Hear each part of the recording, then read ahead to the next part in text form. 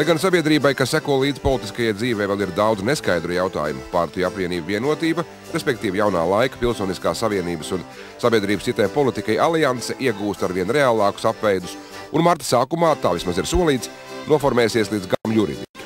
Līdz ar to uz vēlēšanām tiks spēlēta superizlase, sapņu komanda, labākais piedāvājums, vajadzīgo pasvītrot. Objektu spriežot, nākamajā Saeimā tā varētu iegūt ap 30 krēsliem, aptuveni. Labs pretsvars saskaņās, vismaz tām ir liela reitinga līderi. Ja tā, tad varbūt vienotība, kas joprojām saka, ka ir atstājis durvis vaļā arī citiem, varētu zem saviem karogiem pulcināt arī pašlaik panīkušo Tēvzemei un Brīvībai LNNK un jauno Spuraino visu Latvijai. Tad taču piedāvājums varētu būt vēl spēcīgāks. Teorētiski ir, protams, viss iespējams, bet mēs redzam, ka vienotība arvien ciešāk un ciešāk var ciet atvērtās durvis, pirmkārt formulējot savu ideoloģiju. Tā ideoloģija ir tālu no mūsu nacionālās konservatīvās politikas. Tā ir liberāla ideoloģija. Ir zinām taisnība tiem, kas saka, ka tu ir kaut kādā ziņā ideoloģiski putra un arī katras partijas iekšēnē kaut kur tās domstarpības ir, un tas nebūtu vēl nekas traks. Bet pozitīvais ir tas, ka vēlētājiem tādā gadījumā pašiem ir iespējas ar plusiņu un svītrojumu sistēmu izdarīt savas korekcijas. Nepatīk visu Latviju, svītrojam ārā, liekam plusiņus pa tēvzemiešiem vai, piemēram, pa jauno laiku. Protams, tēvzemieši un visu Latvijai zina ciparus un saprot, kā startējot solo var palikt aiz svītras. Tāpēc sabiedrotie, stipri sabiedrotie abām partijām ir ļoti vajadzīgi. Tikai nelaime tā, ka topošā vienotība sakās, ka kopējo platformu būvē uz citas bāzes. Šeit nav latvieši pret krieviem, šeit ir vairāk jauna politika vai jauna politiskā kultūra pret veco politisko kultūru, un tā neparedz obligāti visu spēku apvienošanās, tā paredz to spēku apvienošanās, kas grib ieviest jaunu politisko kultūru. Un izejot no tā, ja Raivja Dzintara komandu par jauno politisko spēku, varbūt arī politisko kultūru var uzskatīt pēc visiem parametriem, tad ar tēvzemiešiem aina ir skumjāka. Cik valdības ar viņu rociņām nav gāztas, cik skandāli ar viņu ļaudīm nav bijis un tā tālāk un tā joprojām. Bēdulēja, akmens pie kājām ambiciozajiem jaunās un skaistās nākotnes cēlājiem. Šādi bloki uz kaut kādiem šādiem nacionāliem pamatiem viņi veidojas tikai tad, kad elektorāts un arī līdz ar to pēc tam arī politiķi sajūt, ka ir apdraudējums. Ir apdraudējums, piemēram, Krievi nāk, tas slogans. Viņš neaizgāja, kā mēs atceramies, neviens nenoticēja.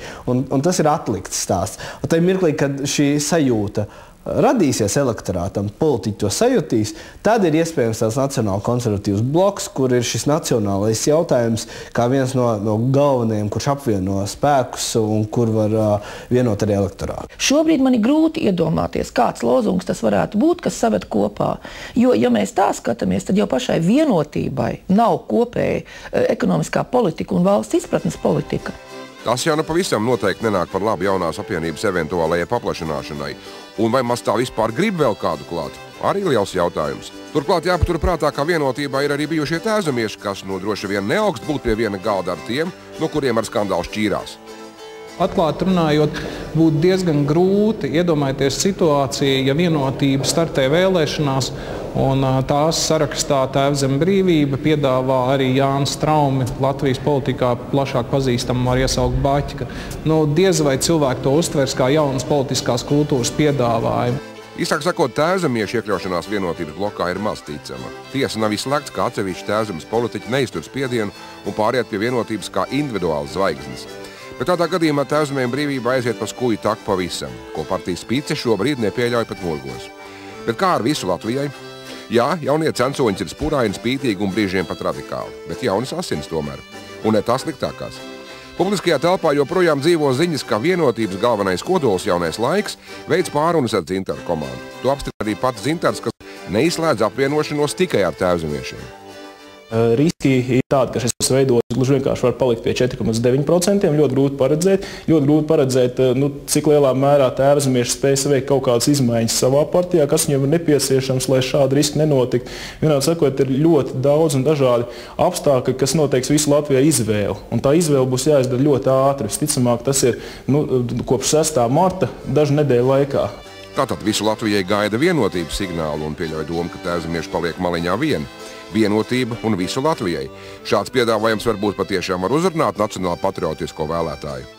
Jā, ja Repše paliek kā viens no jaunā laika karogiem un līderiem, jo ir zināma idejiskā vienotība, bet es nekādi nevaru saprast, kā var vienotība saistīties ar visu Latvijai, vienlaicīgi paturot par vienu no savu ideju ģeneratoriem un virzītāju spēkiem Sarmītu Elerti, kas visu laiku avīzē Diena ir paudusi pilnīgi citus uzskats. No valstiskā viedokļa šobrīd ir atbildīgākais risinājums iet ar kādu kopā, un to mēs noteikti arī darīsim.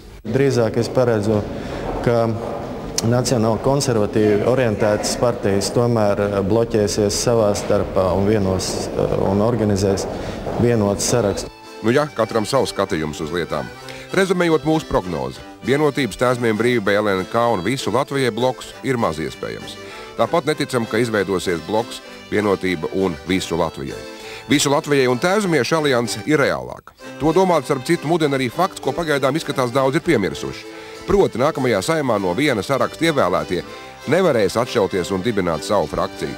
Atkritējiem būs jāpaliek par neatkarīgajiem. Līdz ar to palielināsies partijas iekšējās disciplīnas loma un no daudziem gabaliem stiķēti bloki nebūs homogēni. To vadītājiem būs jāpieliek lielas pūles, lai izlīdzinātu iekšējās pretrunas. Nu, ko lai dara? Minimālisms joprojām ir praktisks un modē.